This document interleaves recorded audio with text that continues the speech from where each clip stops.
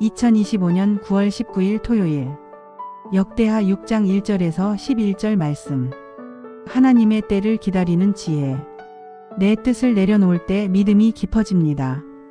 성전 건축은 시작부터 완공까지 모든 과정이 하나님의 계획과 섭리 아래 이루어졌습니다. 솔로몬은 하나님의 임재가 임한 성전에서 하나님의 약속이 어떻게 성취되었는지 백성 앞에서 선포합니다. 하나. 임재. 예루살렘 성전이 여호와의 영원히 거하실 처소가 되었다고 선포합니다. 성전 건축은 하나님의 주권적인 계획과 섭리가 어떻게 성취되는지를 보여주는 가장 분명한 사건입니다. 하나님께서는 처음부터 특정 장소인 예루살렘을 당신의 처소로 택하셨고 다윗이 성전을 짓고자 하는 선한 마음을 품었음에도 당신의 섭리에 따라 그의 아들 솔로몬을 통해 그 일을 이루셨습니다.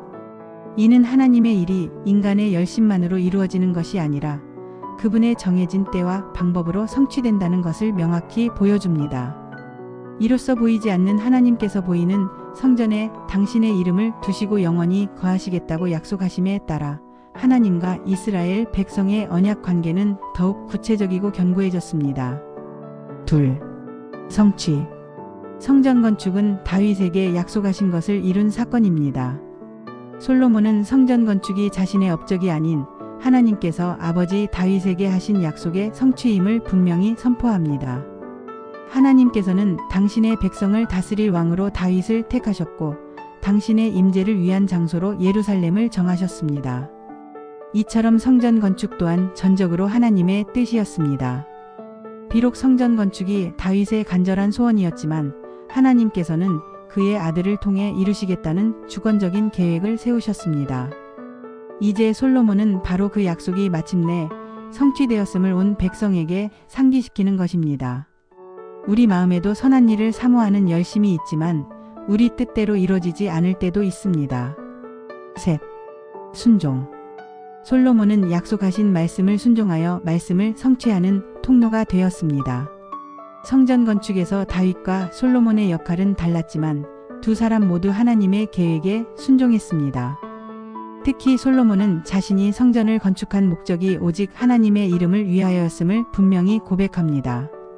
그에게 성전은 하나님께서 임재하여 영광 받으시고 당신의 이름이 온 세상에 드러나는 거룩한 공간이었습니다.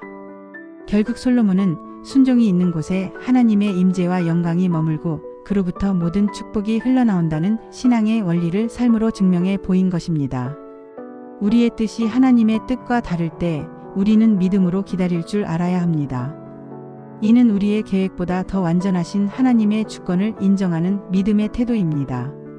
이것은 체념하거나 포기하는 수동적인 자세가 아니라 기도하며 하나님의 때를 준비하는 적극적인 신뢰의 시간입니다.